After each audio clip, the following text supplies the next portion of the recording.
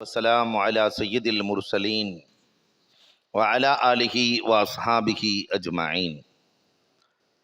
قال الله تعالى في القرآن العظيم والفرقان المجيد بعد أعوذ بالله من الشيطان الرجيم بسم الله الرحمن الرحيم قوا أنفسكم وأهليكم نارا وقال النبي صلى الله عليه وسلم أدبوا أولادكم وأحسنوا عذابكم إن أولادكم هدية عليكم أو كما قال عليه الصلاة والسلام. صدق الله مولانا العظيم وصدق رسوله النبي الكريم ونحن على ذلك من الشاهدين والشاكرين والحمد لله رب العالمين. புகழ் அனைத்தும் அல்லாஹ் ஜல்ல ஷானஹு தஆலாவிற்கே உரித்தாகுக. சாந்தியும் சமாதானமும் கண்மணி ரசூலுல்லாஹி ஸல்லல்லாஹு அலைஹி வஸல்லம் அவர்களின் மீதும் அவர்களை பின்பற்றிய உத்தம சத்திய சஹாபாக்கள், தாபிஈன்கள், தபஅத்தாபிஈன்கள், சுகதாக்கள், சாலிஹீன்கள், நாதாக்கள், நல்லவர்கள், குறிப்பாக நம் அனைவரின் மீதும் அல்லாஹுவின் சாந்தியும் சமாதானமும் என்றென்றும் நின்று நிலவட்டுமாகுக. சிறப்பான ஆன்மீக மஜ்லிஸிலே விட்டிருக்கிறோம். அல்லாஹ் ரபுல் ஆலமீன் நம்முடைய வருகையை கபூல் செய்தருள்வானாக. நம்முடைய ஷேக் ஹஸ்ரத் அவர்களுக்கு அல்லாஹ் நீண்ட ஆயுளையும் நிறைந்த வளத்தையும் நோயற்ற வாழ்வையும் குறைவற்ற செல்வத்தையும் தந்திடுவானாக. நம்மை விட்டு மறைந்த நம்முடைய ஷேகுனா ஹஸ்ரத்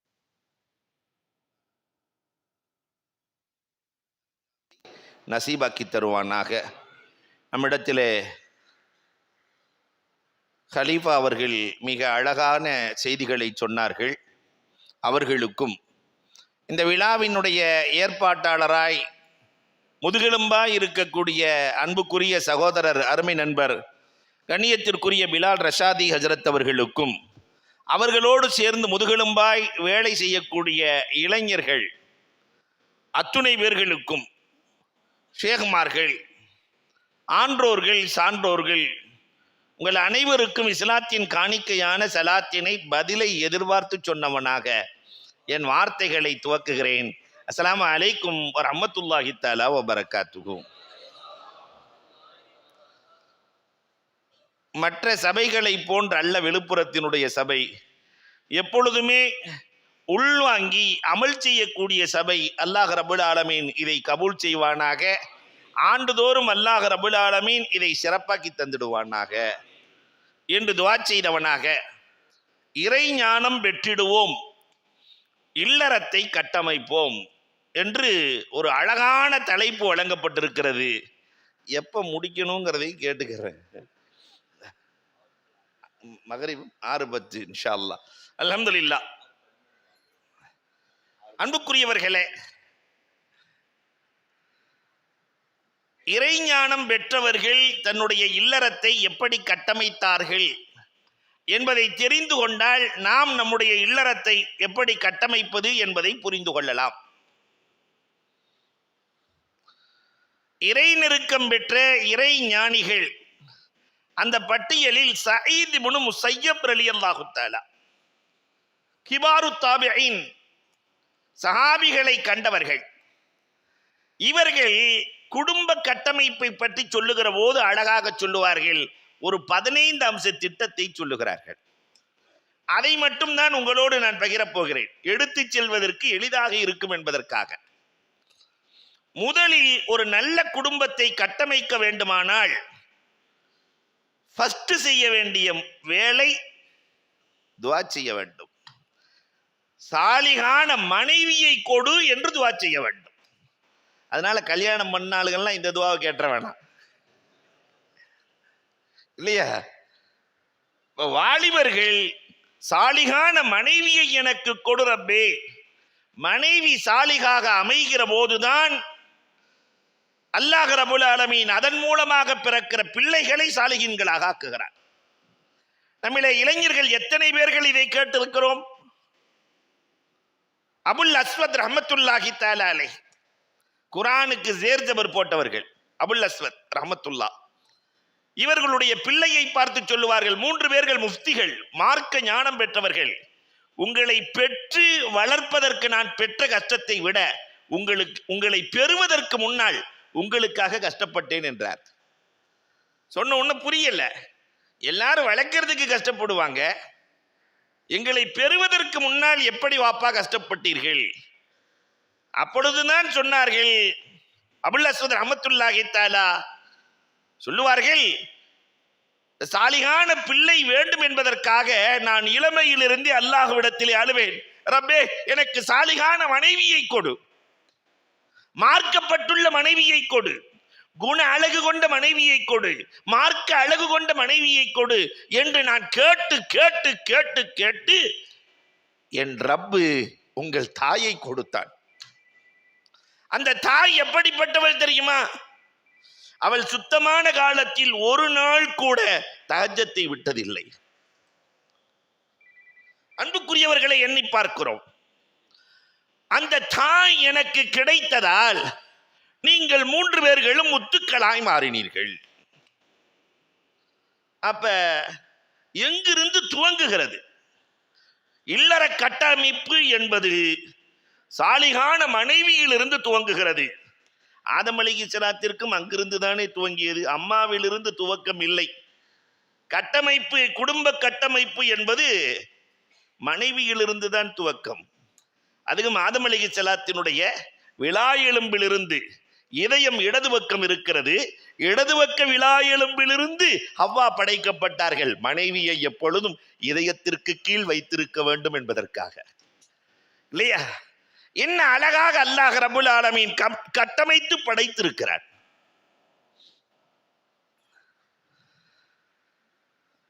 இரண்டாவது துஆ செஞ்சாச்சு.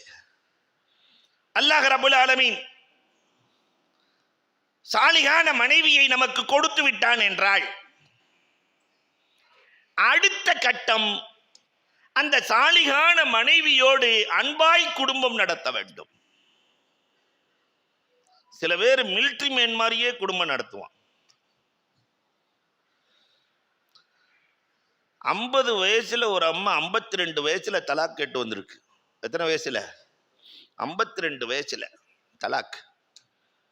ஏமா எத்தனை வயசுல அவங்களுக்கு கல்யாணம் நடந்துச்சு? எனக்கு அந்த அம்மா சொல்லுச்சு, 22 வயசுல கல்யாணம் நடந்துச்சு. சந்தோஷம். 30 வருஷம் குடும்பம் வாழ்ந்துருக்கிறீங்க, 30 வருஷ வாழ்க்கை. புள்ள இருக்கா? ஒரே ஒரு பொம்பளை புள்ள இருக்கு. கல்யாணம் முடிச்சாச்சா? அந்த பிள்ளைக்கு கல்யாணம் முடிச்சாச்சு, அந்த பிள்ளைக்கும் ஒரு புள்ள இருக்கு. புருஷன் கொடுமைக்காரனா? அதெல்லாம் இல்லை. தண்ணி அடிப்பாரா? அதெல்லாம் இல்லை. பீடி குடிப்பாரா? அதெல்லாம் இல்லை. வேற என்னம்மா பிரச்சனை? என் வீட்டுக்காரர் எப்பொழுதுமே இராணுவத்தில் இருப்பதை போன்றே இருக்கிறார். போதும், வாழ்ந்தது போதும். காலை 4 மணிக்கு எழுவார், வருகிற போதே பால் பாக்கெட்டை வாங்கி வருவார், வந்தவுடன் காஃபி போட்டு கொடுக்க வேண்டும். இது நான் 30 வருஷமா செஞ்சுக்கிட்டு இருக்கிறேன், காஃபி. அதுக்கப்புறம் கரெக்டா அந்த காலை உணவு என்று அவருக்கென்று பொங்கல் இருக்கணும், அல்லது ஏதாவது சப்பாத்தி இருக்கணும், அதுக்குண்டான ஐட்டம் இருக்கணும். அதில் எந்த விதமான குறையும் இருக்கக்கூடாது. நான் காய்ச்சல் தலைவலி என்று படுத்தால் கூட செய்து விட்டுத்தான் படுக்க வேண்டும். 11 மணிக்கு சுண்டலும் கரெக்டாக அந்த டீயும் இருக்க வேண்டும். 1 மணிக்கு கரெக்டாக சாதம் இருக்க வேண்டும். அந்த சாதத்துக்கு தோதுவான, உணவுக்கு தோதுவான எல்லா பொருள்களும் இருக்க வேண்டும். மாலை நேரத்திலே அசருக்கு பிறகு வடையும் டீயும் இருக்க வேண்டும். இஷா தொழுகை விட்டு வீட்டுக்கு சென்றால் சப்பாத்தி இருக்க வேண்டும். எல்லாம் இல்லை என்றால் என்னை கட்டி ஏறி விடுவார். இப்படியே 25-30 வருஷமா ஓட்டிட்டேன். போதும், வாழ்க்கை போர் அடித்து போனது. என்னிடத்தில் அன்பாக ஒரு நாள் கூட என் கணவன் பழகவே இல்லை. வேற ஒண்ணுமே தேவையில்லை. மனைவி கணவனிடத்தில் என்ன எதிர்பார்ப்பாள் தெரியுமா? 2 தான். அவ பேசுறத கேட்கணும், அவள்கிட்ட கொஞ்ச நேரம் பேசணும், அவ்வளவுதான். பெண்களும் இருக்கிறாங்க. கணவன் பேசவில்லை என்றாலும் கோபிப்பாள். கணவன் பேசணும். 2வது அவ பேசுறத கேட்கணும், காது கொடுத்து கேட்கணும். சில கணவன்மார்கள் இருக்கிறாங்க, பேச ஆரம்பிச்சோன்னா கடைசியா என்ன சொல்ல வர்ற? என்ன ஆரம்பிக்கவே இல்லையம்மா, இல்லையா? கடைசியா என்ன சொல்ல வர்ற?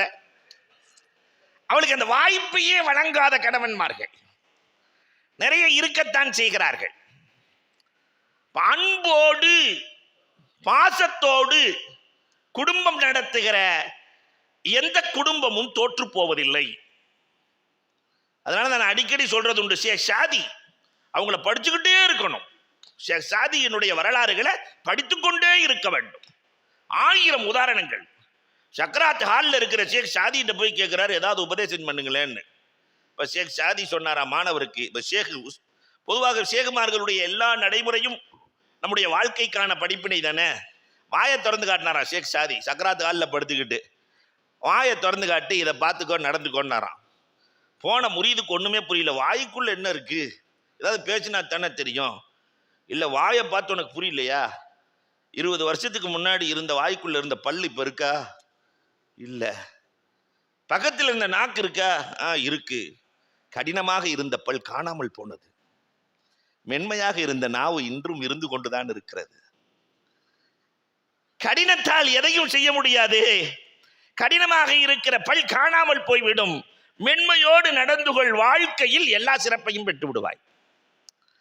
வாழ்க்கைக்கான தேவையை ஒற்றை வரியில், இதான் ஷேகுமார்கள். ஒருத்தன் 100 வருஷம் படிக்க வேண்டியத நூல் இலையில் 2 வார்த்தையில் முடித்து விடுவார்கள் இல்லையா? ஆரஞ்சு மாவட்ட ஒருத்தர் வந்து கேட்கிறாரு, நம்ம பார்த்தது நான் எப்படி வாழணும்னு. எவ்வளவு பெரிய கேள்வி தெரியுமா? நான் எப்படி வாழணும்? ஆரணி பாபா ஒரே வார்த்தை சொன்னாங்க, புளியம்பழம் மாதிரி வாழ்ந்துக்கன்ட்டாங்க. புளியம்பழம் மாதிரி வாழ்ந்துக்க, ஒரே வார்த்தை. பழம் தோலில் ஒட்டாது, தோல் பழத்தில் ஒட்டாது. புளியம்பழத்தை பார்த்துருக்கீங்களா? உள்ள இருக்கக்கூடிய பழம் எதில் ஒட்டாது, ஆனா உள்ளதான் வாழுவாங்க. துன்யாவில் வாழ வேண்டும், துன்யாவோடு ஒட்டாமல் வாழ வேண்டும். என்ன அழகான உதாரணங்கள்! இதெல்லாம் உலகத்தில் ஷேகுமார்களை தவிர வேறு எங்கு கிடைக்கும்? தண்ணீரை போல் வாழ்ந்து கொள். குடும்பத்தில் வாழ்க்கையில தண்ணி மாதிரி இருக்கணும் இல்லையா? தண்ணிக்கு எவ்வளவு குணங்கள் இருக்கிறது தெரியுமா? அழகான குணங்கள். தண்ணீர், நம்ம தண்ணீரை ரொம்ப ஈஸியா நினைச்சிட்டோம். மென்மைக்கு உதாரணமே தண்ணீர் தான். இந்த மென்மையான தண்ணீர் சொரசொரப்பான பாறையில் உரசி உரசி உரசி அந்த பாறையையே வலுவழுப்பாக மாற்றி விடுகிறது இல்லையா? அதே மாதிரி தான் பெண்மை என்ற தண்ணீர் இந்த ஆண்ட பழகி பழகி பழகி கல் நெஞ்சக்காரனையும் அந்த அம்மா எப்படி மாத்திருது. அன்புக்கு சிரிக்கிறத பார்த்தா நிறைய பேர் பீவியால மாறினவங்க இருக்கிற மாதிரி தெரியுது இல்லையா? இந்த தண்ணீருக்கு ஒரு பழக்கம் இருக்கிறது. தானே தேடி சென்று தாகமுள்ள வேர்களுக்கு தாகம் தீர்க்கும். ஓடிட்டு போகும்போது தாகமுள்ள வேர்களுக்கு தாகம் தீர்க்கும். நாம தண்ணீரா இருந்து எத்தனை பேர்களுக்கு தாகம் தீர்த்திருக்கிறோம்? ஞான பசியோடு இருப்பவர்கள், மார்க்கம் தெரிய வேண்டும் என்று நடப்பவர்கள், ஆன்மீகம் புரிய வேண்டும் என்று இருப்பவர்களுக்கு தண்ணீராய் ஓடி சென்று தாகம் தீர்த்திருக்கிறோமா? குடும்பத்திற்குள்ளே நம்முடைய பிள்ளைகளிடத்திலே தண்ணீராய் நடந்திருக்கிறோமா? தண்ணீருக்கு ஒரு பழக்கம் உண்டு, பள்ளங்களை நிறைத்து விட்டு செல்லும், மேடுகளை நிரப்பாது. தண்ணி பள்ளத்தை தான் நிரப்பும். ஆன்மீகம் என்பது சமூக பள்ளங்களை நிரப்புகிற அற்புதமான பாடம். மனசுக்குள்ள நிறைய பள்ளங்கள் விழுந்து கிடக்கும். ஷேகுமார்கள் அந்த பள்ளங்களை நிரப்பும் வேலையைத்தான் செய்வார்கள். நிறைய பள்ளம், ஒரு பக்கெட் கிபுருங்கிற பள்ளம், ஹசதுங்கிற பள்ளம், ஏராளமான பள்ளங்கள். அப்ப மென்மையாக தண்ணீரை போல் அதை நிரப்ப வேண்டும், பள்ளங்களை நிரப்ப வேண்டும், சரி செய்ய வேண்டும் இல்லையா? தண்ணீர் தானே ஒரு பாதையை அமைத்து ஓடுகிறது. நாமும் நமக்கென்று ஒரு பாதையை அமைத்து ஓட வேண்டாமா? நதி போல ஓடிக்கொண்டிரு என்று சொல்லுகிறானே. நதி ஒரு இடத்திலே தேங்கினால் அது குட்டையாகிவிடும், சாக்கடையாகிவிடும். பொதுவாகவே தேக்கம் எதிலையுமே கூடாது. பணம் தேங்கினால் அது பண வீக்கம் இல்லையா? பணம் தேங்கினால் அது வீக்கம், நீர் தேங்கினால் அது தேக்கம், காற்று தேங்கினால் அது துர்வாடை, வாழ்க்கையே தேங்கினால் மரணம். வாழ்க்கை தேங்கி போனால் மரணம். தேக்கம் என்பது எதிலும் கூடாது. அப்ப நதி போல ஓடிக்கொண்டிருக்க வேண்டும். மென்மையாய் குடும்பத்திற்குள்ளே கணவனும் மனைவியும் மென்மையாய் ஓடி இருக்கிறோமா? எங்க பார்த்தாலும் போர்க்களமாகத்தானே இருக்கிறது, சண்டை. தாய்மார்களும் வந்திருக்கிறீர்கள். சில வீட்டில் புருஷன்மார் உள்ளேயே நுழைய பயப்படுறான். உள்ள நுழைஞ்சு 1 மணி நேரத்துல பெரிய சண்டை இல்லையா? நிறைய பேர் பார்க்கறத பார்த்தா நடக்கிற மாதிரியே தெரியுது. வீட்டுக்குள்ள இருக்க முடியல, ஆனால் இருக்க முடியல. அப்ப அந்த அன்பு காணாமல் போனது. நதியின் தன்மை மனிதனுக்கு சொந்தமானது, அதுவும் சேகுமார்களுக்கு சொந்தமானது. ஞானத்தை பெற்றவர்கள் நதி மேலிருந்து கீழே விழுந்தால் அதற்கு என்ன பெயர்? மேலிருந்து கீழே விழுந்தால் அருவி, ஓடினால் ஓடை, பாய்ந்தால் ஆறு, பொங்கினால் ஊற்று, கலந்தால் கடல். இல்லையா? இதை போன்றுதான் சில நேரத்திலே அருவியாய் கொட்டுவார்கள் சேகுமார்கள். கருத்துக்களை அவங்க எங்கிட்ட இருந்து வருதுன்னே தெரியாது. சில நேரத்திலே ஆட்டி படைத்து விடுவார்கள். இல்லையா? ஆட்டி படைத்து விடுவார்கள். ஆறு போல் பாய்வார்கள், பொங்கியும் எழுவார்கள், நம்மோடு கடலாய் கலந்தும் விடுவார்கள். அந்த கலப்பு நடந்தால்தான் ஆன்மீகம் பூர்த்தி அடைகிறது. இந்த ஆன்மீக கலப்பு தண்ணீர் போல் கலந்து விட வேண்டும். அப்படி நாம் சேகோடு கலந்து, சேகு ரசூலோடு கலந்து, இறைவனோடு ரப்போடு கலக்கிற இந்த கலப்பணி தான் இந்த ஆன்மீக பணி. உலகத்தில் வேற எங்குமே இது கிடைக்காது, இந்த கலக்கும் பணி. அல்லாஹு அக்பர். குடும்பத்தில் இப்படி நம்ம கலந்தம்மா ஃபர்ஸ்ட் இல்லையா? ஒருத்தர் மதிச்சு கலந்தம்மா, அதுக்கும் இல்லை. மூன்றாவது, கணவன் மனைவி ஒன்று சேருகிற போது துஆ செய்து ஒன்று சேர வேண்டும். பிஸ்மில்லாஹி அல்லாஹும்ம ஜன்னிபன ஷைத்தான் வ ஜன்னிபி ஷைத்தான அலா மா ரஸக்தனா. இந்த துஆவை எத்தனை பேர் ஒன்று சேரும் போது ஒன்று சேர்ந்து ஓதி இருக்கிறீர்கள் என்று கேட்டால் சிக்கலாகிவிடும். கேட்க மாட்டேன் இல்லையா? என்ன தெரியாது. அந்த நேரம் புரியாத நேரம். உலகத்திலேயே எந்த மதமும் சொல்லாத ஒரு வார்த்தை என்ன தெரியுமா? கணவன் மனைவியின் கரத்தை ஹலாலான முறையில் கல்யாணம் பண்ணி பிடிக்கிறானா இல்லையா, மரத்திலிருந்து இலைகள் உதிர்வதை போல பாவங்கள் உதிர்கிறது என்றார்கள் பெருமானார். வேற எந்த மதத்தில் இதை சொல்லல. ஹலாலான முறையில் திருமணம் முடித்து கணவன் கைபிடித்தால் மரத்தின் இலைகள் உதிர்வதை போல் உதிர்கிறது என்றால் எவ்வளவு அற்புதமான இல்லற கட்டமைப்பை இந்த மார்க்கம் சொல்லித் தருகிறது. நாம் இதை செய்தோமா? ஷைத்தானிடத்திலிருந்து பாதுகாப்பு தேட வேண்டும். ஹன்னா, யார் அந்த ஹன்னா? மரியம் அலைஹிஸ்ஸலாத்தினுடைய தாயார். பாதுகாப்பு தேடினார்கள். அல்லாஹ் ரப்பல் ஆலமீன் மரியம் அலைஹிஸ்ஸலாத்தை பாதுகாத்தான். மரியம் அலைஹிஸ்ஸலாத்தினுடைய பிள்ளை யாரு? ஈசா அலைஹிஸ்ஸலாத்தையும் ரப்பு பாதுகாத்தான். ஷைத்தானின் தொடுதலில் இருந்து அல்லாஹ் பாதுகாத்தான். நாலாவதாக, குழந்தை பிறக்கிற போது குழந்தைக்கு நாம் முதலிலே பாங்கு சொல்லி பேர் வைக்க வேண்டும். நம்ம தான் பாங்கு சொல்லணும், மோதினாரை கூப்பிட்டு வரக்கூடாது இல்லையா? நிறைய இடத்துல பாங்கு சொல்லவே தெரியாது. சில பேருக்கு ஐயலச்சலாம் வரவே வராது இல்லையா? ஹையுங்கிறது வராது, கையின்றே சொல்லுவாங்க. கையாலச்சலா கையாலச்சலா, அந்த கையை கொண்டு போய் தூக்கி போடு. அல்லாஹு அக்பர். அன்பிற்குரியவர்களே, பாங்கு சொல்லி 7வது நாள் பெயர் வைத்து அகீகா கொடுத்து, ஆணாக இருந்தால் 2 ஆடு, பெண்ணாக இருந்தால் 1 ஆடு, அகீகா கொடுத்து நல்ல பெயரை சூடி முடியிருக்கிற அளவிற்கு தர்மம் செய்து விட்டால் அந்த குழந்தையை பாதுகாக்கிற பொறுப்பை அல்லாஹ் எடுத்துக் கொள்ளுகிறான். சிறந்த கட்டமைப்பை அல்லாஹ் உருவாக்கி தருகிறான். ஆனா இதை இன்னைக்கு இந்த சமூகம் மறந்து போச்சு.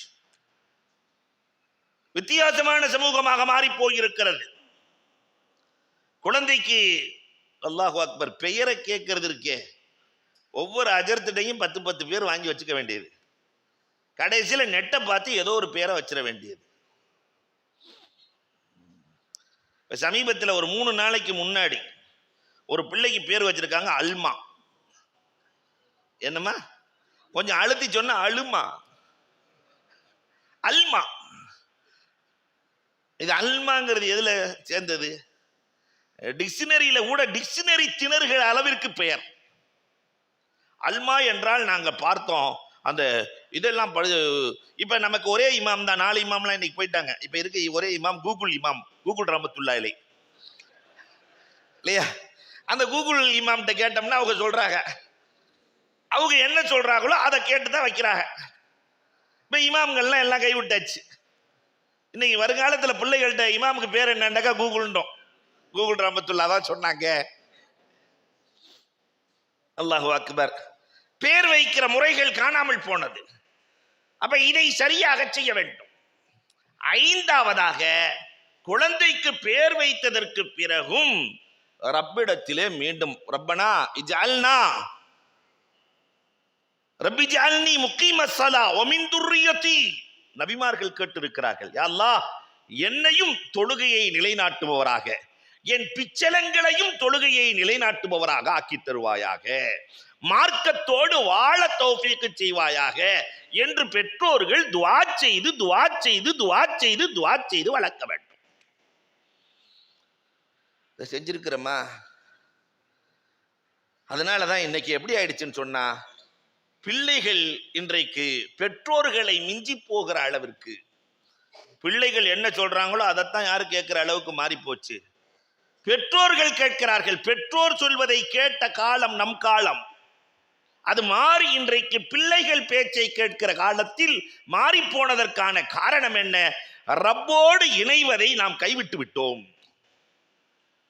அல்லாஹ்வோடு சேருவதை நாம் கைவிட்டு விட்டோம். அவுரங்கசீப் ரஹ்மத்துல்லாஹ்வுடைய வரலாறுல பார்த்தா அதிசயம். சின்ன சின்ன பிள்ளைகள் எல்லாம் ரப்பை விளங்கி வைத்திருந்தார்கள், அல்லாஹ்வோடு இணைந்திருந்தார்கள். 13 வயதிலே ஒரு சிறுவனுக்கு மன்னர் பட்டம் கொடுக்கிறார்கள், சிற்றரசர். ஊரே எதுக்குது, அவுரங்கசீப் போய் இவருக்கு கொடுத்திருக்கிறாரு. பெரிய பெரிய ஆட்கள் எல்லாம் இருக்கிறார்கள், இந்த சின்ன பையன் சிற்றரசன வாங்கன்னு அவுரங்கசீப் கூப்பிட்டு, உனக்கு நீச்ச தெரியுமா? தெரியாது. ஒரு கிணறுக்குள்ள அவுரங்கசீப் ரஹ்மத்துல்லாஹ் அந்த பையனுடைய 2 கையை முடிச்சு கிணத்துக்குள்ள போடுறதுக்காக அந்த கிணத்துக்குள்ள உள்ள விட அந்த பையன் சிரிக்கிறான். கிணத்துக்குள்ள விழுக போறவன் சிரிக்கிறான். அவுரங்கசீப் ரஹ்மத்துல்லாஹ் கேட்டாங்க, ஏண்டா நீ விழுந்து சாக போற, சிரிக்கிறாயே, எதை நம்பி நீ சிரிக்கிறாய்? மன்னரே, என் கை யார் கையோடு இருக்கிறது தெரியுமா? இந்த நாட்டையே காப்பாற்றுகிற மன்னரின் கையோடு என் கை இருக்கிறது. நான் ஏன் கவலைப்பட வேண்டும்? இந்த நாட்டையே காப்பாற்றுகிற மன்னன் என் மன்னன், அவன் என் கையை பிடித்திருக்கிறான், நான் ஏன் கவலைப்பட வேண்டும்? அழுதார்கள். என் கையையும் ரப்போடு சேர்த்து விட்டால் நான் ஏன் கவலைப்பட வேண்டும்? நம் கையை ரப்போடு இணைத்தோமா? ரப்பு சொன்ன வழியில் நடந்தோமா? அதற்காக துஆ செய்தோமா? நம்முடைய பிள்ளைகளுக்கு இந்த வழியை காட்டினோமா? அறவே இல்லை. அந்த வழியை காட்டுகிற வேலையைத்தான் இந்த கான்காக்கள் செய்கிறது. அல்லாஹு அக்பர். ஆறாவதாக, குழந்தைக்கு இல்லற கட்டமைப்புக்கு ரொம்ப ரொம்ப ரொம்ப ரொம்ப முக்கியம், குர்ஆனை கற்றுக் கொடுத்து விட வேண்டும். குழந்தை உருவாகும் போதே குர்ஆனை கற்றுக் கொடுத்து விட வேண்டும். சிறு வயதிலேயே 10 வயதிற்குள் குர்ஆனை முடிக்கிற பிள்ளைகள் வழி தவறுவதில்லை. நீங்க எழுதி வைக்கலாம். எந்த பிள்ளைகள் எல்லாம் இங்கேயும் நீங்க பார்க்கலாம். விழுப்புரத்துல நீங்க நோட்ஸ் எடுங்க, முழு தமிழகத்தினுடைய வரலாறையும் பாருங்கள். நான் உலகத்தை சொல்லல. 10 வயதிற்குள் எந்த பிள்ளை குர்ஆனை சரளமாக ஓதி மதரசாவின் தொடர்போடு உலமாக்களின் தொடர்போடு எந்த குழந்தைகள் வாழ்கிறார்களோ அவர்கள் வழி தவறுவதில்லை. எந்த குழந்தைகள் குர்ஆனின் தொடர்பே இல்லாமல் இருக்கிறார்களோ அவர்கள் சரியான வழிக்கு வருவதில்லை. இந்த 2 தான் விஷயம், 2 தான் இல்லையா? அன்னைக்கு கிழிஞ்ச பேண்ட்டை போட்டுக்கிட்டு இருந்தோம், கிழிஞ்ச சட்டைய, அதுதான் இன்னைக்கு கிழிச்சு போட்டுக்கிட்டு இருக்கிறோம். 2க்கும் வித்தியாசம் தான். அன்னைக்கு கிழிஞ்சதை போட்டோம், நல்லா இருந்தோம். இன்னைக்கு கிழிச்சு போடுறோம், நல்லா இல்லை. அன்றைக்கு 10 வயதிற்குள் குர்ஆனை கொடுத்தார்கள், அந்த சமூகம் நன்றாக இருந்தது. இன்றைக்கு 10 வயதிற்குள் குர்ஆனை கொடுக்கவில்லை. மன வருத்தம். யார் கவலைப்பட்டார்கள்? என் பிள்ளைக்கு குர்ஆனை கொடுக்கலையேன்னு, இல்லையா? பக்தியாரை காக்கி ரஹ்மத்துல்லாஹி தஆலா அலைஹி 7 வயது இல்ல, 3 வயது. எத்தனை வயசு? 3 வயது. நான் அடிக்கடி நினைவூட்டுகிறேன். தாய்மார்கள் வந்திருக்கிறீர்கள், 3 வயசுல அலிபாத்த ஆரம்பிச்சு வைக்கணும்னு சொல்லி பக்தியாரே காக்கியினுடைய அம்மா, இன்னைக்கு வரைக்கும் அம்மா தான் சொல்லுவாங்க, பிள்ளைக்கு வந்து குர்ஆன் எடுக்கணும், அதை செய்யணும், இதை செய்யணும் அத்தாட்ட. அப்ப அம்மா அத்தாட்ட சொல்றாங்க, அஜ்மீர் நாயகம் வந்திருக்கிறாங்க, வீட்டுக்கு கூட்டிட்டு வாங்க. டெல்லிக்கு வந்திருக்கிறாங்க, வீட்டுக்கு கூட்டு வாங்க. தேன் தொட்டு வச்சு பிஸ்மில்லா சொல்லி ஆரம்பிச்சு வைக்கணும்.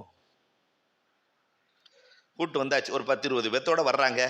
தேன் தொட்டு வச்சு பிஸ்மில்லா சொல்லி ஆரம்பிச்சு வச்சா, அலிஃப் என்று சொன்னல் பக்தியாரை காக்கி சூரத்துல் ஃபாத்திஹாவை ஓதி விடுகிறார்கள். 3 வயசுல அல்ஹம்துலில்லாஹி ரப்பில் ஆலமீன் அவர் பாட்டுக்கு ஓதுறாரு.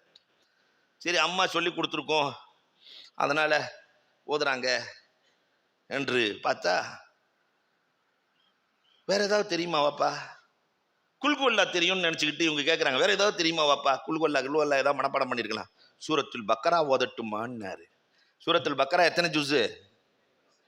எவ்வளவு? 2.5 ஜுஸ், கொஞ்சம் தான் கம்மி. ஒரு பிழை இல்லாமல் ஓதுகிறார். நெற்றியிலே முத்தமிட்டு, தம்பி 3 வயசுல வேற ஏதாவது உனக்கு தெரியுமா? ஆல இம்ரான் ஓதட்டுமா? நிசா ஓதட்டுமா?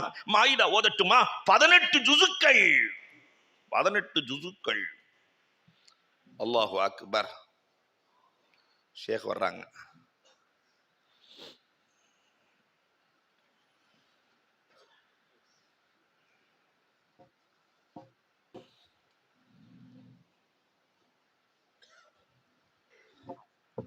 ஜுசு எப்படி இருக்கும்?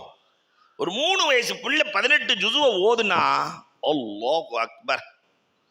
துடிச்சு போய் வீடே சுத்தி வருகிறார்கள், கட்டி அணைத்து. அந்த 3 வயசு பிள்ளைகிட்ட கேட்டாங்க, தம்பி 3 வயசுல 18 ஜுசு மனப்பாடம்னா நீ எப்படிப்பா பண்ணுன? அந்த சிறு குழந்தை சொன்னது, எங்க அம்மா என்ன மடியில போட்டு ஓதிக்கிட்டே இருப்பாங்க, கேட்டு கேட்டு மனனம் செய்தேன். என் தாய் ஓதுவதை கேட்டு கேட்டு மனனம். இன்றைக்கு எத்தனை தாய்மார்கள் இல்லங்களிலே குர்ஆன் ஓதுகிற தாய்மார்களாக இருக்கிறோம்? எண்ணி பார்க்க வேண்டும். எத்தனை இல்லங்கள் இருக்கிறது? கடந்த காலம் கடந்ததாக இருக்கட்டும், இனி வருகிற காலங்களில் நம்முடைய பிள்ளைகளை மடியில் போட்டு குர்ஆன் ஓதுகிற பழக்கம் வர வேண்டும். அதுக்கு நேர் மாற்றமா இன்னைக்கு செல்போனை கொடுக்கிற பழக்கம். பிள்ளைய மடியில போட்டோன்னு செல்போனை கொடுத்துட வேண்டியது. பிறந்ததெல்லாம் தடவிக்கிட்டே இருக்கு இல்லையா? தடவி தடவி பிறந்ததெல்லாம். தாய் தடவிக்கொண்டே பெற்றால் பிள்ளை தடவிக்கொண்டே வாழ்கிறது. இதுதான் இன்றைய சமூகத்தினுடைய அவலம். வருங்காலத்தினுடைய நிலை என்னாகுமோ என்று எண்ண தூண்டுகிறது. 6வது, அன்புக்குரியவர்களே, எப்படி நம்ம குர்ஆனை கொடுத்தோமோ, 7வதாக அந்த சின்ன குழந்தைகளுக்கு அவ்வப்போது உபதேசங்கள்.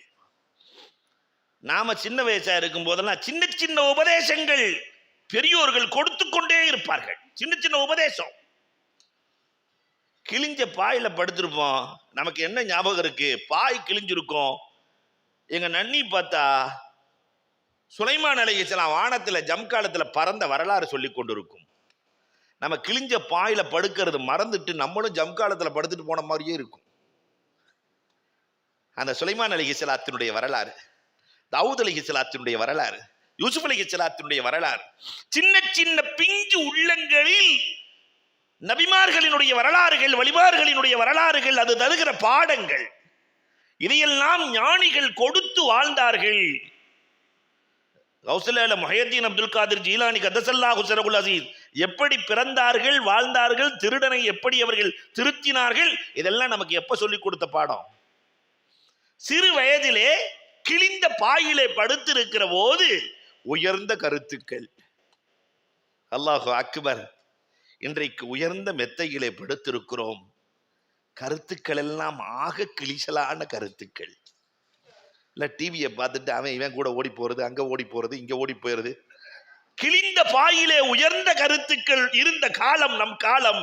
ஆனால் நம் பிள்ளைகளின் காலம், பெட்டிலே படுக்கிறார்கள், உள்ளம் முழுக்க அசிங்கமாய் இருக்கிறது, மனம் வலிக்கிறது.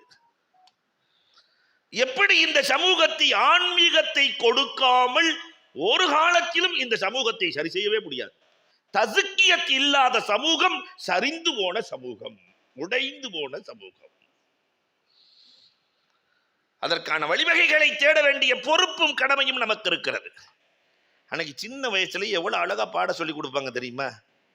மரத்துல கை விட்டவனும் கெட்டான், கடனுக்கு கடன் பட்டவனும் கெட்டான். எங்க நன்னி சொன்னது, அன்னைக்கு சொன்னது இன்னமும். மரத்துல ஏறி கையை விட்டா என்ன ஆவா? முடிஞ்சு போச்சு. கடனுக்கு கடன் பட்டவன், கடனை வாங்கிட்டு அதை கட்ட முடியாம இன்னொருத்தண்ட வட்டிக்கு வாங்கி, அந்த வட்டியை கட்ட முடியாம இன்னொருத்தண்ட வாங்கி, அதை என்ன அழகா சொன்னாங்க பார்த்தீங்களா? கடனுக்கு கடன் பட்டவனும் கெட்டான், மரத்தில் கை விட்டவனும் கெட்டான். இதெல்லாம் நம்ம சின்ன பிள்ளையா இருக்கும்போது சொன்னது, இந்த 5 வயசுல சொல்லி கொடுத்தது. உண்ணாமல் கெடும் உறவு, கேட்காமல் கெடும் கடன். நன்னி பாடம். உண்ணாமல் கெடும் உறவுகள். வீட்டுக்கு போனா சாப்பிடணும், சாப்பிடலன்னாக்கா அந்த உறவு நிலைக்காது. உண்ணாமல் கெடும் உறவு. ஒரு நேரம் போய் சாப்பிட்டுட்டு வந்துட்டு அந்த உறவினுடைய வலிமை என்ன தெரியுமா? வீட்டுக்கு வந்தாங்க, சாப்பிட்டுட்டு போனாருங்க மச்சான், சாப்பிட்டுட்டு போனாரியா என்று சொல்லுகிற போது அந்த அழுத்தத்தில் உறவின் ஆழம் தெரியும். வந்தாரு, கை நினைக்காம போயிட்டார். அங்க உறவின் விரிசல்கள் எங்கே கட்டமைக்கப்படும்? ஆனா இன்னைக்கு உறவுகள்கிட்ட அதெல்லாம் இல்லை. சச்சா பிரித்த அண்ணன் தம்பி எல்லாம் ஒன்னா சேர்ந்து இருந்து கல்யாணத்தை நடத்தி மாமா மச்சான் எல்லாம் இணைந்திருந்த காலம் மலையாறி போனது. அந்த கட்டமைப்பு காணாமல் போனது. கடனை கொடுத்துட்டு கேட்கலன்னா அல்ஹம்துலில்லாஹ்னு போட்டுருவான். கேட்டாலே கொடுக்க மாட்டேங்கிறான் இப்ப, இல்லையா? கடனை கொடுத்துட்டு கேட்காமல் கெடும் கடன். எவ்வளவு ஆழமாக அவங்களுடைய வாழ்க்கை வரலாறு வகுப்பறைக்குள் நுழைந்ததே இல்லை, ஆனால் வாயை திறந்தால் பாடமாய் வந்தது. வகுப்பறைக்குள்ள போனதே இல்லை. நம்ம வயசான பெரியவங்களாம் இன்னைக்கு இருக்கிறாங்க, 80-85 வயசு. அவங்கெல்லாம் பள்ளிக்கூடத்திற்கு மழைக்கு கூட ஒதுங்கியதில்லை. வாயை திறந்தால் அத்தனையும் பாடம் தான், இல்லையா? காய்கறிக்கார மாட்ட சண்டை, காய்கறிக்கார மாட்ட. அங்க வரும்போதே கீரையெல்லாம் காயெல்லாம் பரத்தி போட்டு பெருசா காட்டும் அந்த அம்மா. வீட்டுக்கு வந்தோடனே இந்த கிழவி எல்லாத்தையும் சுருக்கிட்டு இவ்வளவுதானே அப்படின்றீங்க. அந்த உறவுகளை நம்ம பார்த்தா அவ்வளவு சந்தோஷமா இருக்கும். 5 ரூபா சொன்னாக்கா 1 ரூபாய்க்கு கேட்பாங்க, கடைசியில் 1.5 ரூபாய்க்கு வாங்கிடுவாங்க. அவ்வளோ கஷ்டப்பட்டு வாங்கினதுக்கு பின்னாடி தூக்கி விடும்போது அந்த அம்மா லேசா ஒரு ஆட்டம். என்ன நீ புள்ள தாச்சியா, சாப்பிடாம வந்துட்டியா? மதம் பார்க்கவில்லை, ஜாதி பார்க்கவில்லை, இனம் பார்க்கவில்லை, எதுவும் இல்லை. புள்ள தாச்சியா, சாப்பிடாம வந்துட்டியா? உட்கார். தோசை இட்லி எல்லாம் யாருக்கு? வெளியே உட்கார வச்சு சாப்பிட வச்சு. ஏம்மா 50 பைசாவுக்கு 1 ரூபாய்க்கு அவ்வளவு சண்டை போட்ட, 10 ரூபா தோசை இட்லி கொடுத்து அனுப்பி இருக்கிறியே. டே, அன்றைக்கு சொன்ன வார்த்தைகள். வியாபாரத்தில் கணக்கு பார்க்காதவன் கெட்டான், புண்ணியத்தில் கணக்கு பார்த்தவன் கெட்டான். வியாபாரம் வேறு, புண்ணியம் வேறு. நான் முதலில் பார்த்தது வியாபாரம், இப்பொழுது பார்ப்பது புண்ணியம். வியாபாரத்துல கணக்கு பார்க்கலன்னா கேட்டான், புண்ணியத்துல கணக்கு பார்த்தா கேட்டான். என்ன வார்த்தைகள்! இந்த ஞான கருத்துக்கள் இதெல்லாம் எங்க இருந்து கிடைச்சு தெரியுமா? கொஞ்சம் யோசிச்சு பார்த்தா எல்லாம் ஷேகுமார்களின் வாய்வரி கருத்துக்கள் தான். அவங்களுக்கு வேற எதுவும் பள்ளிக்கூடம்லாம் இல்லை. ஷேகுமார்கள், இறைநேசர்கள், வழிமார்கள் சொன்ன சொல்லின் கருத்துக்கள் அவர்களின் வாழ்க்கையில் பதிந்தது, வரலாறாய் மாறியது. தொட்ட எல்லாம் உபதேசங்கள் தான். ஆனா இன்னைக்கு நம்முடைய பிள்ளைகளுக்கு உபதேசமே இல்லாத பிள்ளைகள். இதை கேட்டு போய் அஜர்த்து உபதேசம் செய்ய சொல்லி இருக்காருன்னு போய் பசங்களை எல்லாம் உட்கார்றா அப்படின்னு உபதேசம் செய்ய ஆரம்பிச்சிங்கன்னு வச்சுக்கோங்க. நேற்று வரைக்கும் வாப்பா நல்லா தானே இருந்தாரு, இன்னைக்கு என்ன ஆச்சு என்று கேட்கிற சூழலில் இன்றைக்கு உலகம் மாறி போயிருக்கிறது. அவ உபதேசம் செய்ய வேண்டும். 8வதாக குடும்ப கட்டமைப்புக்கு மிக முக்கியம், பிள்ளைகளை ஒரு பிள்ளைக்கு முன்னால் இழிவுபடுத்தி பேசிவிடக்கூடாது. சயீத் இப்னு முஸையப் ரஹ்மத்துல்லாஹி அழகாக எழுதுகிறார்கள். 2 புள்ள 3 புள்ள 4 புள்ள இருக்கா, ஒருவரை ஏளனமாக ஆக்கி இன்னொருவரை தூக்கும் வேலையை பெற்றோர் செய்யக்கூடாது. இது குழந்தைகளுக்கு மத்தியில் பாகுபாட்டை உருவாக்கிவிடும். ஹசன் ஹுசேன் ரலியல்லாஹு 2 பேர் சண்டை போட்டுக்கிட்டு இருக்கிறாங்க. ஹசன் ஹுசேன் ரலியல்லாஹு தஆலா, ஃபாத்திமா ரலியல்லாஹு தஆலா வர்றாங்க. 2 பேரும் சொல்றாங்க, என்ன இவர் அடிச்சிட்டாரு, என்ன அவர் அடிச்சிட்டாருன்னு. உட்கார்ந்து 2 பேர்த்தையும் 2 மடியில உட்கார வச்சுக்கிட்டு ஃபாத்திமா ரலியல்லாஹு அழுதார்களாம். தாய் அழுதார்கள். ஏம்மா அழுகிறீங்க? 2 பேரும் சண்டை போட்டதை மறந்துட்டாங்க. ஏம்மா அழுகிறீங்க?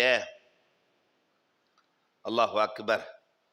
அப்ப அந்த தாய் சொன்னார்கள், நாளைக்கு அல்லாஹ் மறுமையில சொர்க்கத்து தலைவி ஃபாத்திமா உனக்கு குழந்தை வளர்க்க தெரியலையே நல்லா கேட்டா நான் என்ன பதில் சொல்ல? 2 பேரும் சண்டை போடுற அளவுக்கா நீ குழந்தை வளர்த்த? விட்டு கொடுக்கிற மனப்பான்மை உன் பிள்ளைகளிடத்தில் இல்லையே என்று என்னை ரப்பு கேட்டால் நான் என்ன பதில் சொல்லுவது என்று தெரியாமல் அழுகிறேன். அன்னைக்கு விட்டாங்க சண்டைய. அந்த தாய் ஆரம்பத்திலேயே ஒரு தவறு நடக்க போகிறது என்றால் அந்த தவறை தடுக்கிற முறை, யாரின் மனதும் வலிக்காமல் 2 பேரையும் சரிசமமாக பார்க்கிற முறை குடும்பத்திற்குள் நடக்க வேண்டும். இன்னைக்கு அது நடந்திருக்கா? அன்புக்குரியவர்களை எண்ணி பார்க்க வேண்டும். 9வதாக, குடும்பத்திற்குள் பேசுகிற போது அன்போடு பேச வேண்டும். அன்பால் தான் குடும்பத்தில் சாதிக்க முடியுமே தவிர, நிறைய பேர் வீட்டில் ஆம்பளைகள்லாம் ஒன்று போலீஸ்காரன் மாதிரியே இருப்பான். உள்ள போன உடனேயுமே எஃப்ஐஆர் போட்டுக்கிட்டே இருப்பான். வா, நீ இதை செஞ்சது தப்பு, நீ அதை செஞ்சது தப்பு, நீ இப்படி செஞ்சது தப்பு, இனிமேல் இது செய்யக்கூடாது, இது செஞ்சேன்னா உனக்கு 10 நாள் சாப்பாடு தர மாட்டேன். போலீஸ்காரன் மாதிரியே. சில பேர் வீட்டுக்குள்ள நுழைஞ்ச வக்கீல் மாதிரியே இருப்பான் இல்லையா? கேஸை ஃபைல் பண்ணிக்கிட்டே இருப்பான். வேற அன்னைக்கு அதை செஞ்ச அம்மா வேற, இப்படியே போயிட்டே இருக்கும்.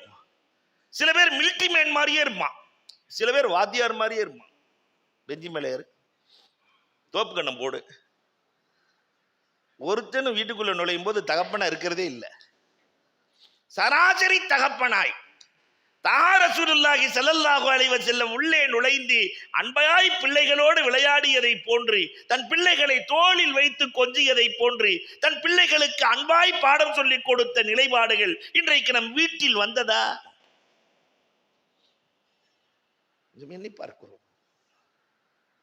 அலியனுல் கலாம், இந்த பேச்சிலே லையின் இருக்கும். என்ன சொல்ல மாட்டாங்களா ரசூலுல்லாஹ்? நமக்கு வேற ஏதாவது சொல்ல மாட்டாங்களா? அந்த பிள்ளைகள் ஆர்வத்தோடு ஆரவாரத்தோடு இருப்பார்கள். நம்ம வீட்டில் கதை சொல்லி பழகிட்டோம்னா அந்த புள்ள கரெக்டாக வந்து படுத்துக்கும் கையில. சொல்ல மாட்டீங்களா? இன்னைக்கு என்ன சொல்லுங்க பார்க்கலாம். அந்த ஆசையும் அன்பும் பெற்றோரின் மீது, தாய் தகப்பனின் மீது உருவாக்க வேண்டிய வேலையை செய்தோம்னா. 10வதாக, அல் யாத்திதாலு பைன நிசாஇ வர் ரிஜால், ஆண் பெண் பாகுபாடு குடும்பத்தில் கூடாது. இந்த கட்டமைப்பு சரியா உருவாகணும்னா ஆண் பெண் பாகுபாடு கூடாது குடும்பத்துக்குள்ள. ஆனா மகளுக்கும் மகனுக்கும் பாகுபாடு இல்லாமல் நாம் செய்திருக்கிறோமா? யோசிச்சு பாருங்க. இன்னைக்கு கூட ஒரு பஞ்சாயத்து வந்துச்சு. பொம்பளை பிள்ளைக்கு நகை போட்டு கொடுத்தாச்சு வச்சிருத்து, அவங்களுக்கெல்லாம் சொத்து கொடுக்க முடியாது, ஆம்பளை பசங்க தான். நவுது பில்லா. இது சரியத்துக்கு மாற்றமாக நீங்க நபி ஆயிட்டீங்களான்னு கேட்டேன் அந்த அவர்கிட்ட, கேட்டவர்கிட்ட. எப்ப நீங்க ரசூலுல்லாஹ் நீங்க எப்ப நபியா? நீங்க நம்ம சட்டங்களை நாம எடுத்துக்கொள்வதாக இருந்தால் நபியாக இருந்தா தான் முடியும் இல்லையா? ஆளுக்கு ஆளு சட்டங்களை கையில் எடுக்கிற அவலம் நம் சமூகத்தில் இருக்கிறது. ஆம்பளை புள்ள பிறந்துச்சுன்னு சொன்னா நம்ம பார்த்த உடனேயுமே தெரிஞ்சுக்கும் புள்ள ஆம்பளை பிள்ளையான்னு. வரும்போதே 5 ஸ்டார் சாக்லேட் பறக்கும் இல்லையா? அப்படின்னாவே சரி ஆம்பளை புள்ள பிறந்திருக்கு. பொம்பளை புள்ள பிறந்துச்சுன்னு சொன்னா கபூர்ல இருந்து அப்பதான் எந்திரிச்சு ஒரு மாதிரியே எந்திரிச்சு வருவான். அப்பதான் எந்திரிச்சு ஆள் மாதிரி எந்திரிச்சு, உடம்புல பல்ஸே இல்லாம அப்படியே மெதுவா நடந்து வருவார். என்ன குழந்தை பிறந்து அதுல கூட சவுண்ட் இருக்காது. அல்லாவே பெண் பிள்ளை என்றால் புஷ்ரா என்கிறான், சுபச்செய்தி என்கிறான். உனக்கு ஏன் வலிக்கிறது? நாம் பெற்றோர் தான். தமிழ்ல அழகா பேர் வச்சிருக்கிறான், பெற்றோர். அல்லாஹ் கொடுத்திருக்கிறான், நம்ம வாங்கி இருக்கிறோம். பெற்றோர் நீ உருவாக்கல, பெற்றோர் நாம். அதை வளர்க்கிற பொறுப்பை நமக்கு கொடுக்கிறான். அத்தனையும் அவன் கண்ட்ரோலில் வைத்திருக்கிறான். அவன் கண்ட்ரோலில் வைத்து விட்டு பெண் பிள்ளையை புஷ்ரா என்று சொல்லுகிறான். உனக்கு சுப செய்தியாக, வளர்ச்சியாக, உனக்கு சந்தோஷமாக பெண் பிள்ளையை ஆக்கி கொடுத்திருக்கிறேன் என்று ரப்பு சொல்லுகிறான். ஆனால் ரப்பை மதிக்காமல் நடக்கிறான். 11வதாக, குடும்ப கட்டமைப்புக்கு மிக மிக மிக அவசியம் அல் ஃபஸ்ல். வயது வருகிற போது படுக்கையில் பிரிக்க வேண்டும். வயசு வந்துருச்சுன்னு சொன்னா படுக்கையில் 9வது 10வது படிக்கிற பையன், 15 வயசு பையன் அம்மா கூட சேர்ந்து படுத்திருக்கிறான். மார்க்கம் இதை கண்டிக்கிறது. வயசு வந்துருச்சுன்னா படுக்கையை தனியாக்கு.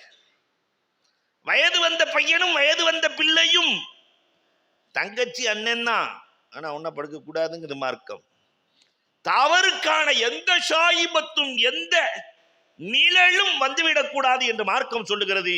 இன்றைக்கு அதை கடந்து போய் சமூகம் சென்று கொண்டிருக்கிறது. இந்த ஃபசில் குடும்ப கட்டமைப்புக்கு நம் முன்னோர்கள் காட்டிய அழகிய வழிகள். 12வது, அந்த குழந்தைகளுக்கு இபாதத்தின் சுவையை தர வேண்டும். நம்ம இபாதத்தையும் கொடுக்கல, இபாதத்தின் சுவையையும் தரல. கண்ணை கட்டிக்கிட்டு புள்ள வாய்க்குள்ள அல்வாவை திணிச்சா அல்வான்னு சொல்லிடுவானா இல்லையா? மைசூர் பாக்கு கொடுத்தா மைசூர் பாக்குன்னு சொல்லிடுவானா இல்லையா? இபாதத்தின் சுவையை சொல்லிக் கொடுத்தோமா? தொழ வேண்டும் என்பதை சொல்லிக் கொடுத்தோமா? ரப்பிடத்திலே கேட்டு பெற வேண்டும் என்பதை நம்முடைய பிள்ளைகளுக்கு இபாதத்தின் அலாவத்தை இதை செய்து காட்டியவர்கள் தான் அபூ ஹுரைரா ரலியல்லாஹு தஆலா. அபூ ஹுரைரா ரலியல்லாஹு தஆலாவினுடைய வீடு எப்படி இருக்கும்னு சொன்னா, அதே ஒரு கான்கானா, இபாதத் கானா. அந்த வீட்டுக்குள்ள யாராவது உறவை முறித்தவர் வந்தா இவங்க எந்திரிச்சு வெளியே போயிடுவாங்களாம். அபூ ஹுரைராவின் இல்லத்திற்குள் உறவை முறித்தவர் நுழைந்தால் எழுந்து செல்லுவார்கள். ஏன் செல்லுகிறீர்கள்? உறவை முறித்தவர் நுழைகிறார், ரஹ்மத் என் வீட்டுக்குள் வராமல் போய்விடுமோ என்று நான் பயப்படுகிறேன். வீடு அபூ ஹுரைரா ரலியல்லாஹுவினுடைய வீடு இரவு நேரத்தில் 3 பகுதியாய் பிரிக்கப்படும். ஒரு பகுதியில் ஒரு பிரிவினர் வணங்குவார்கள், அவர்கள் உறங்குகிற போது இன்னொரு பிரிவினரை எழுப்புவார்கள், அவங்க இபாதத் செய்வாங்க. அவங்க தூங்கும் போது இன்னொரு பிரிவினரை எழுப்புவார்கள்.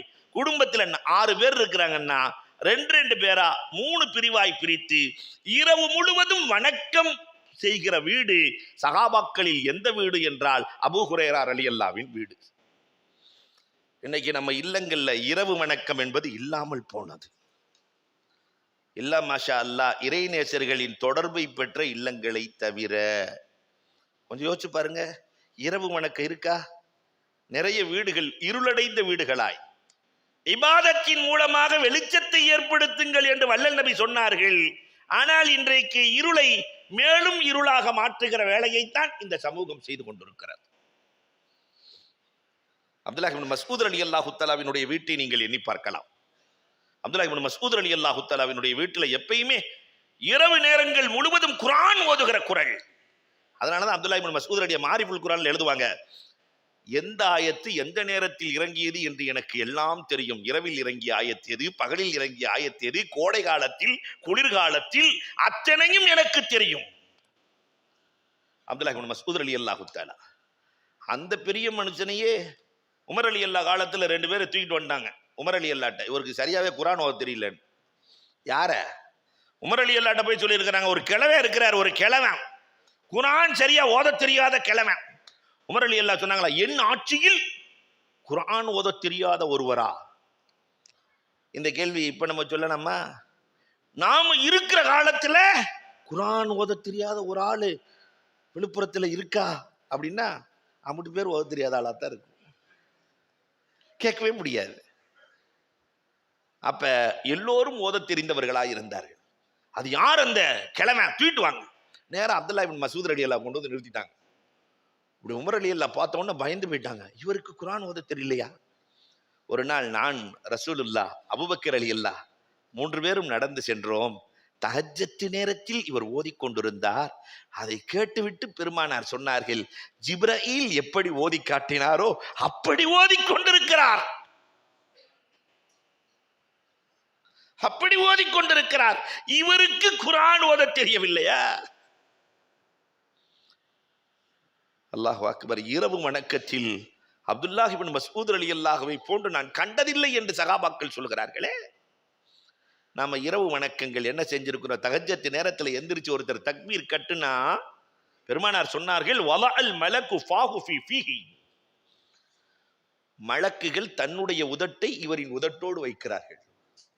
மலக்குகள் உத்தில் உத்தில், இவர் ஓதுறது குல்குவல்லாதான், ஆனா அந்த மலக்கு சொல்றாரு, உத்தில் உத்துல் உத்துல் திபுத்த தாபல்லாஹு லக், ஓதுங்கள் ஓதுங்கள், மனமாக இருக்கிறது, உங்கள் வாழ்க்கையை அல்லாஹ் மனமாக்குவானாக. ஷல்லா தாஜ தொழுதலாமா? அல்லாஹு அக்பர். இது கிடைக்கிற இடம் இந்த இடம்தான், இந்த பாடம் கிடைக்கிற இடம் இந்த இடம்தான். அப்ப நம்முடைய பிள்ளைகளுக்கு இபாதத்தின் சுவை இதை கொடுக்க வேண்டும். அப்துல்லாஹ் இப்னு உமர் ரலியல்லாஹு தஆலா, உபைதுல்லாஹ் இப்னு உமர் ரலியல்லாஹு, உமர் ரலியல்லாஹுடைய மகன் உபைதுல்லா ஒரே ஒரு நாள் ஜமாத்தோடு தொழுகல. தகப்பனார் 6 மாசம் பேசல. எவ்வளவு நாள்? 6 மாசம். ஒரு நாள் ஜமாத்தோடு தொழுகாததற்காக நம் பிள்ளைகள் பல ஜுமாக்களை விடுகிறார்கள். இபாதத்தின் சுவையை அறியவே இல்லை. பல ஜுமாக்கள் பாழாகி போனது. ஆனால் அந்த கவலையே இல்லையே. இபாதத்தின் சுவையை கொடுக்க வேண்டும். 13வதாக இஸ்திஅதான், அனுமதியை பெற்று உள்ளே வர வேண்டும். பெண்களுக்கு என்ன வேணும்? பெண்கள் ஆண்கள் யாரா இருந்தாலும் அறைக்குள் வருகிற போது அனுமதியை பெற்று வர வேண்டும். உலகத்தில் வேற எந்த மார்க்கமும் சொல்லாத அழகான நியதியை சொல்லித் தருகிறது. அனுமதியோடு நீங்கள் வாருங்கள், சலான் சொல்லி வாருங்கள். 14வது பிள்ளைகளுக்கு அஹ்லாக்குகளை கற்றுத்தர வேண்டும். இன்னைக்கு அஹ்லாக் இல்லவே இல்லை. சலாம் சொல்லுகிற பழக்கத்தை எத்தனை பேர் கற்றுக் கொடுத்துருக்கிறோம்? பிஎஸ்பி ஹஜரத் நான் அடிக்கடி சொல்றது உண்டு. நாங்கள் பாக்கியாத்திலிருந்து ஊருக்கு கிளம்புனோம்னா பிஎஸ்பி ஹஜரத் சொல்லுவாங்க, எங்கள் உஸ்தாத் அல்லாஹ் அவருடைய கபரை சொர்க்கத்தின் பூங்காவனமாக ஆக்குவானாக. அவங்க சொல்லுவாங்க, உங்கள் மாமாவுக்கு சலான் சொல்லிடுங்க, உங்கள் அத்தாவுக்கு சலான் சொல்லிடுங்க, உங்கள் பெரியத்தாவுக்கு சலான் சொல்லிடுங்க. இவங்களெல்லாம் பார்த்துருக்கீங்களா ஹஜரத்? யாரையுமே பார்த்ததில்லப்பா. அப்ப சொல்றீங்க, என் சலாம் உன்னை சலாமத்தாக கொண்டு போய் சேர்க்கும். என்ன வார்த்தை! மதீனாவிற்கு செல்லுகிற போது சலாம் சொல்லி அனுப்புகிறோமே, இந்த சலாம் சலாமத்தாக கொண்டு போய் சேர்க்குமே. ஒரு சலாமுக்கு எவ்வளவு பவர் இல்லையா? இன்னைக்கு வீட்டுக்குள்ள போய் நுழைஞ்சோம்னா பிள்ளைங்க சலான் சொல்ற பழக்கம்லாம் இல்லை. ஆனாலுக்கு செல்போனை வச்சுட்டு உட்காந்துருக்கு. 4 பேர் இருக்கா, 4 பேர் இப்படி பார்த்துக்கிட்டு இருக்கிறான். ஒருத்தனை நம்மளை பார்க்குற மாதிரி இல்லை இல்லையா? அகலாக்குகள் குறைந்து போனது. நேராக டிவி பார்த்துக்கிட்டு இருக்கிறான், ஒரு மாதிரியான காட்சியை பார்த்துக்கிட்டு இருக்கிறான். நம்ம போன உடனே ஆஃப் பண்ணிட்டான். அன்னைக்காரன் வந்தான், ஏன்டா ஆஃப் பண்ண? எனக்கு அஜர்த்து கெட்டு போயிடக்கூடாதுன்னு நான் ஆஃப் பண்ணிட்டேன். அஜர்த்து கெட்டு போயிடக்கூடாதுன்னு நினைக்கிறான். எவ்வளவு தெளிவா இருக்கான் பாருங்க. அல்லாஹு அக்பர். சமூகத்தினுடைய நிலைப்பாடு. பார்க்கக்கூடாத காட்சி, பையன் பாத்திரக்கூடாதுன்னு நம்மளோட குடும்பமே உட்காந்து பார்க்குது. பையன் பாத்திரக்கூடாதுன்னு போய் தண்ணி எடுத்துட்டு வாடா. அடுத்த நாள் அதே மாதிரி ஒரு காட்சி வந்தோன்னா அவனே கேட்கறான், அப்பா தண்ணி எடுத்துட்டு வரணுமா? விளங்குமா அந்த குடும்பம்? அகலாக்குகள் இன்றைக்கு ரொம்ப மோசத்தில் இருக்கிறது. அகலாக்குகளை உருவாக்க வேண்டும். நிறைவாக அந்த குழந்தைகளுக்கு சமூக அக்கறையை சொல்லிக் கொடுக்க வேண்டும். நீ மட்டும் நல்லா இருந்தா பத்தாதுடா, கூட இருக்கிற எல்லாரும் நல்லா இருக்கணும். சமூகம் குறித்த கருத்துக்களை கொடுத்தாக வேண்டும். இன்னைக்கு அது குறைஞ்சு போச்சு. நம்ம சின்ன பிள்ளையா இருக்கும்போது ஒரு பொருளை கொடுத்து எல்லாம் பகிர்ந்து சாப்பிடுங்கப்பா இப்படின்னு சொன்னோம். இன்னைக்கு அப்படிலாம் இல்லை. டே வெளியே கொண்டு போகாதடா, புடுங்கி தின்றுவானுங்கடா. வெளியே கொண்டு போகாதடா, புடுங்கி தின்றுவானுங்கடா. நீயா தின்ட்டு, நீயா சாப்பிட்டுட்டு, நீயா படுத்துக்கடா சொல்றமா இல்லையா? இப்ப சமூகத்தை குறித்த அக்கறை எங்கே வரப்போகிறது? யார் எக்கேடு கெட்டு போனால் நமக்கு என்ன என்ற நிலையில் இன்றைக்கு சமூகம் செல்கிறது. அல்லாஹு அக்பர். நான் நரகம் சென்றாலும் பரவாயில்லை, என் உம்மத்து சொர்க்கம் செல்ல வேண்டும், பெருமானாரின் உம்மத்து சொர்க்கம் செல்ல வேண்டும் என்று நினைத்த அஜ்மீர் ஹாஜா மொயினுத்தீன் ஜிஸ்தி ரஹ்மத்துல்லாஹி தஆலா அந்த ஷேகின் வழியாகத்தானே இத்தனை கோடி பேர்களுக்கு ஹிதாயத் இல்லையா? சமூகத்தின் மீது அக்கறை. தொண்டியிலிருந்து ஏன் இங்க வரணும்? புதுப்பட்டினத்திலிருந்து ஏன் இவ்வளவு கஷ்டம்? எதுக்கு? எல்லோரும் சொர்க்கவாசியாக, எல்லோருடைய உள்ளத்திலும் ரப்பை வைக்க வேண்டிய வேலையை அல்லாஹ் ரப்புல் ஆலமீன் இதை கபூல் செய்து அருள் புரிவானாக. நம்முடைய சேவையை கபூல் செய்வானாக. ஞானம் நிறைந்த கட்டமைப்பை பெற்ற குடும்பமாக நம்முடைய குடும்பத்தை அல்லாஹ் ஆக்குவானாக. வாஹிரு தஅவானா அல்ஹம்துலில்லாஹி ரப்பில் ஆலமீன்.